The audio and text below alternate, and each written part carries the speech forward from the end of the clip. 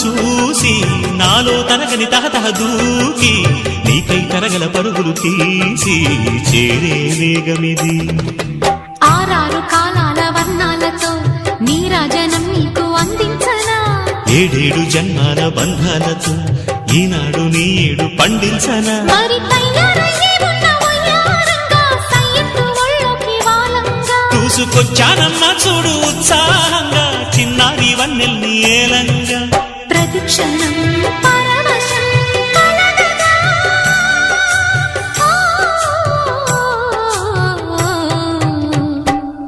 మనసా